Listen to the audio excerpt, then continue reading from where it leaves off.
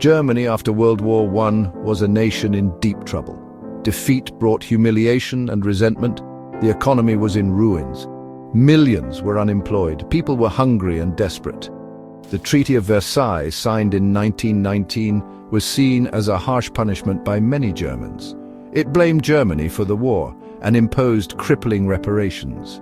The loss of territory and military restrictions added to the feeling of national shame. This atmosphere of despair and anger created fertile ground for extremist movements. The people were looking for someone to blame for their suffering. They longed for a strong leader who could restore Germany to its former glory. The 1920s in Germany were a time of extreme political instability. Numerous political parties emerged, each with its own ideology and agenda. The Weimar Republic, Germany's new democratic government, was weak and ineffective. It struggled to cope with the economic crisis and maintain order. Hyperinflation in the early 1920s wiped out the savings of the middle class. People saw their life savings become worthless overnight. This economic turmoil further fueled resentment towards the government and the Treaty of Versailles. The German people were losing faith in democracy. The Wall Street crash of 1929 had a devastating impact on Germany. The country plunged further into economic depression. Unemployment soared, businesses collapsed, people were desperate for change. Amidst this chaos and despair, a new political force emerged. The National Socialist German Workers' Party, or Nazi Party.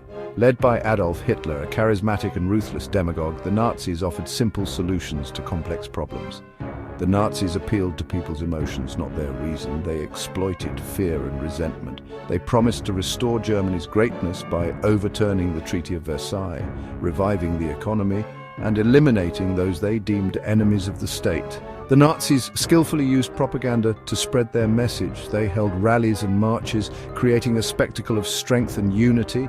They preyed on people's fears and prejudices, blaming Jews, communists, and other groups for Germany's problems. In 1923, the Nazis attempted to seize power in Munich in what became known as the Beer Hall Putsch. The attempt failed and Hitler was imprisoned. However, his trial gave him a national platform to promote his ideas. While in prison, Hitler wrote Mein Kampf, My Struggle, outlining his political ideology and plans for Germany. The book became a blueprint for Nazi ideology, promoting nationalism, anti-Semitism, and a desire for territorial expansion. The Great Depression played a crucial role in Hitler's rise to power. As unemployment soared, the Nazis gained support. They promised jobs and economic recovery. Voters, desperate for change, turned to the Nazis, who became the largest party in the Reichstag, German parliament, in 1932. Through a combination of intimidation, political maneuvering, and the exploitation of a divided and weak political system, Hitler was appointed Chancellor of Germany in 1933. He quickly consolidated his power, dismantling democracy and establishing a totalitarian dictatorship. The nightmare of Nazi Germany had begun.